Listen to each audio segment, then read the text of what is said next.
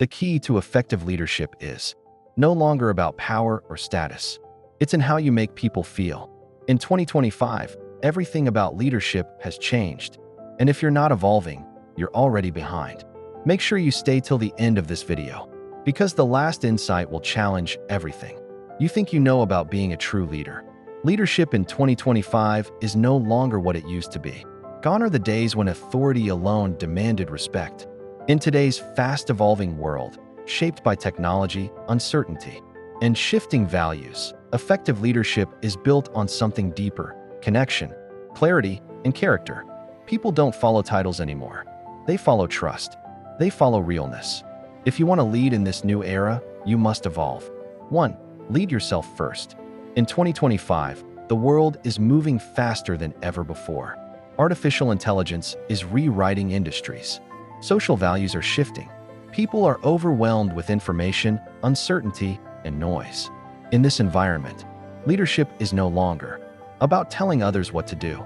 It's about guiding them by example. And that example starts with you. Before you can lead a team, an audience, or even a family, you must first learn to lead yourself. This isn't just a cliche. It's a principle that separates hollow influence from grounded authority. Self-leadership is about clarity. You need to know what you stand for before anyone can stand with you. In uncertain times, people don't look for someone with all the answers. They look for someone who knows who they are. If your vision changes every week, if your behavior contradicts your values, if you don't trust yourself, how can anyone else trust you?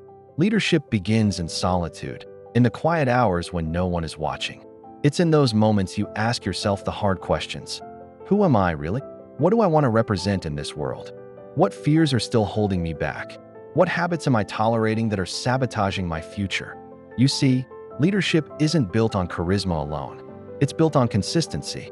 It's about waking up every day and honoring the commitments you made when you were inspired, even when you no longer feel like it. That kind of discipline doesn't come from motivation. It comes from identity. If you identify as a leader, someone who serves, grows, adapts, and uplifts, then every action, no matter how small, must reflect that belief. How you speak to yourself, how you handle stress, how you treat people with no power to benefit you. The truth is, you are always leading, whether you realize it or not. People are watching how you handle failure, how you bounce back from setbacks, how you respond to pressure.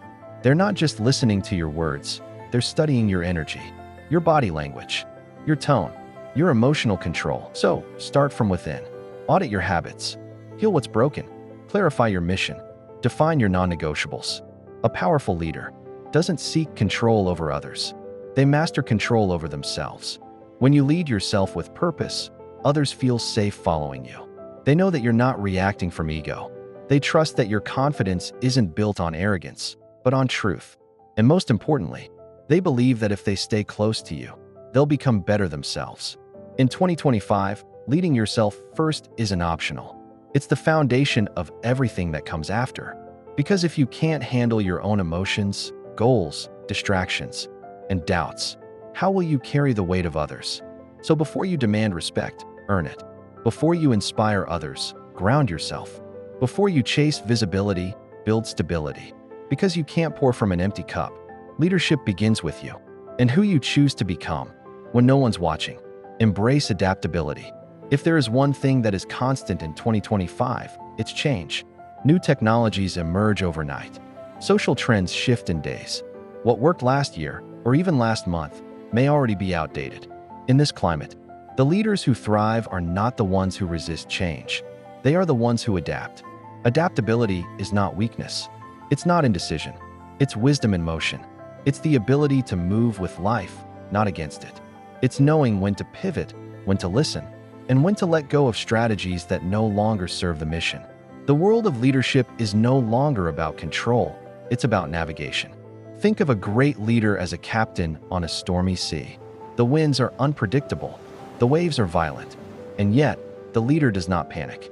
They don't scream at the storm to stop. They adjust the sails. They study the patterns. They stay calm, aware, and responsive. Adaptability is what separates leaders who survive from those who inspire. But how do you become adaptable? First, let go of the need to be right. Ego is the enemy of growth. You may have spent years building systems, beliefs, or methods, but if they're no longer producing results, you must be willing to unlearn. The adaptable leader doesn't cling to the past out of pride.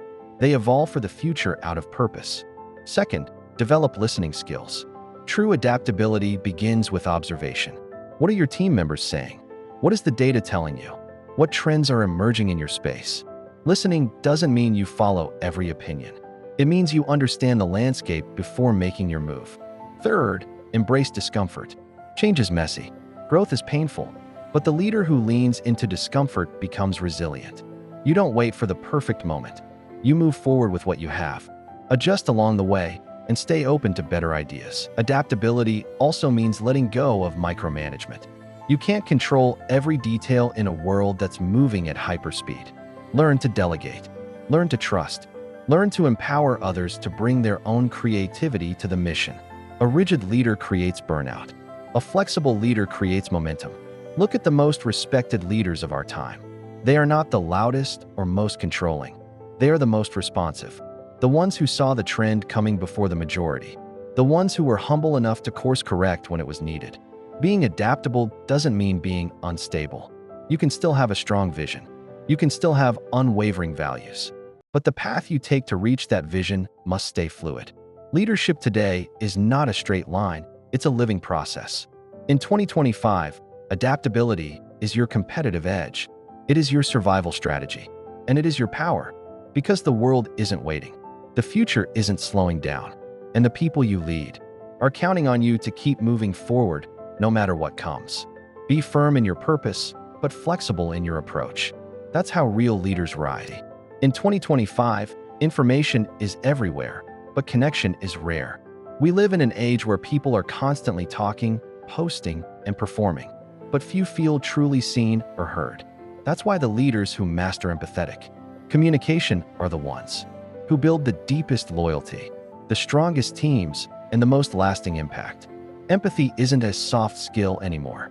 It's a strategic advantage, because behind every title, every task, and every target is a human being with fears, dreams, doubts, and burdens you may never fully understand.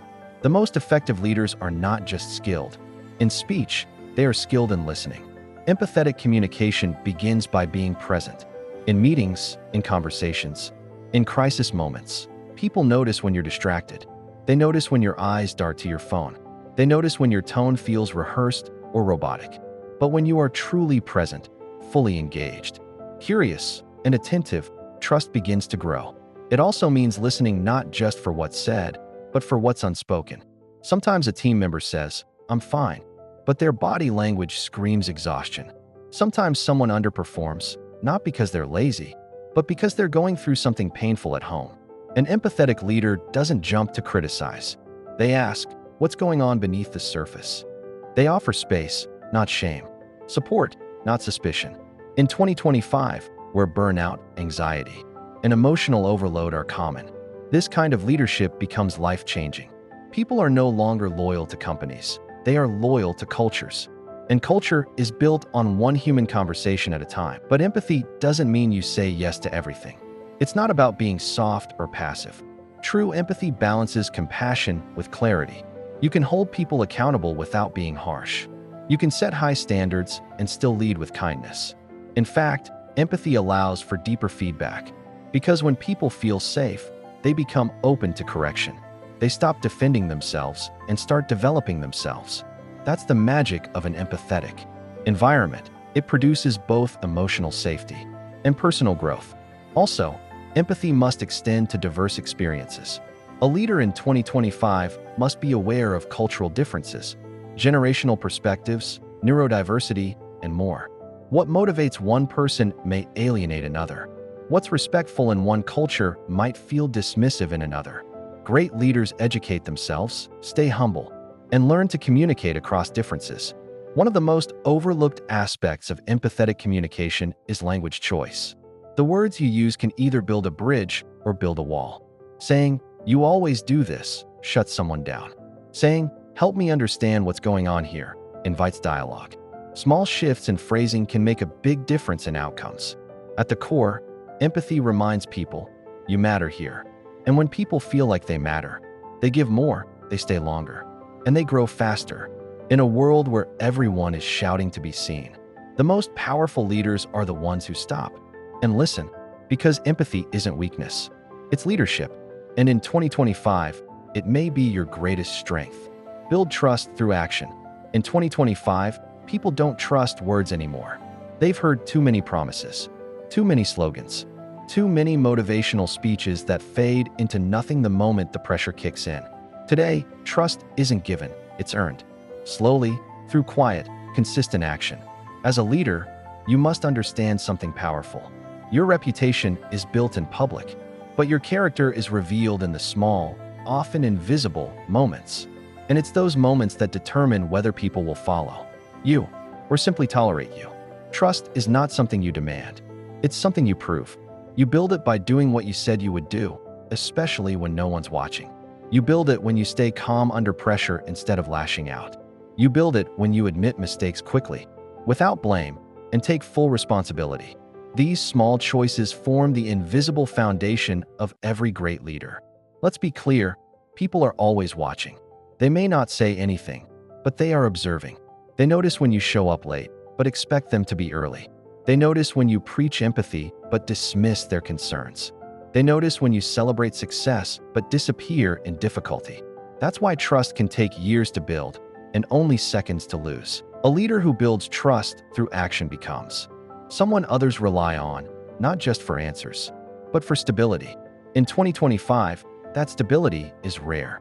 With rapid change and emotional burnout at all-time highs, people are desperate for leaders who are consistent, not dramatic, grounded, not impulsive. To build trust through action, you must also practice transparency. When you make a decision, explain your why. When you change direction, own it. When something goes wrong, bring your team into the process, not just the outcome. People don't expect perfection, but they do expect honesty. You also build trust by protecting your integrity in the small things. Do you respond when someone reaches out? Do you honor confidentiality? Do you follow up, even when the spotlight is off? It's not the big speeches that make people trust you. It's the follow-through, the discipline, the reliability. Another key element? Leading by example. If you want others to work hard, you work harder. If you want respect, you give it first. If you expect your team to grow, you must be learning constantly. People will forgive your flaws, but they won't follow a hypocrite. And don't forget, trust is built over time, but only through consistency. You can't inspire confidence on Monday and disappear by Friday. You must show up with the same values, the same tone, and the same focus again and again. In the end, people don't remember everything you said, but they'll never forget how you made them feel through your actions. Did you create safety or fear? Did you model strength or just demand it? Did you show up only when it benefited you? Or did you show up even when it was hard? Leadership is not performance. It's presence. And trust is the reward for leaders who show up, not just in the spotlight, but in the shadows too. Empower others, not just yourself. The highest purpose of leadership is not to gather followers, it's to create more leaders. In 2025, the most effective leaders are not those who seek power for themselves, but those who intentionally build power in others. Think about it. Anyone can hold a position of authority, but not everyone can create a culture of empowerment. And in a world where competition is high, change is constant, and innovation is vital, leaders must shift from being the center of attention to becoming a catalyst for transformation. Empowering others means letting go of the need to control every detail. It means releasing the spotlight and recognizing that your greatest legacy is not what you achieve alone, it's what you ignite in those around you. Too many leaders still operate from a place of fear. They think, if I give others too much freedom, they might outshine me. But here's the truth. If your team outshines you, you've done your job right. Because great leadership is not about standing on top, it's about lifting others to their highest potential. Empowerment starts with trust. Do you trust your team to make decisions without micromanaging them? Do you give them room to fail, learn, and grow? Do you recognize their strengths and allow them to lead in areas where you're not the expert? When you empower others, you multiply your impact. You can only do so much alone, but when you pour into others through mentoring, delegation, encouragement, and belief, you create a ripple effect. Suddenly, You're not just leading, you're scaling leadership. You also empower others by seeing them deeply, not just as employees or assistants or background players, but as full, creative, brilliant individuals with their own ideas and dreams. Ask them what excites them. Invite them into the vision. Give them a voice. Because when someone feels seen, they show up differently. They start to take ownership. They start to speak with confidence. They stop just doing tasks and start carrying the mission. Empowerment also means sharing credit and visibility. When someone on your team does something great, celebrate them publicly. Let them shine. Let others know that you're not just the leader of a great team, you're part of one. That kind of humility builds fierce loyalty. It tells people, this isn't just about me, it's about us. In 2025, this kind of leadership is magnetic. Talented people don't want to work under power-hungry bosses anymore. They want to grow. They want to contribute. They want to belong to something meaningful. And if you can offer that, you won't just keep good people, you'll develop great ones. So empower boldly. Be the leader who sees potential where others see problems. Be the mentor who speaks life when others stay silent. Be the example that proves leadership is not about holding on tightly, but about lifting others higher. Because in the end, your true success as a leader will be measured not by how high you climbed, but by how many people you helped rise. If this video brings you clarity, support us by liking, subscribing, and sharing it with someone who leads with heart.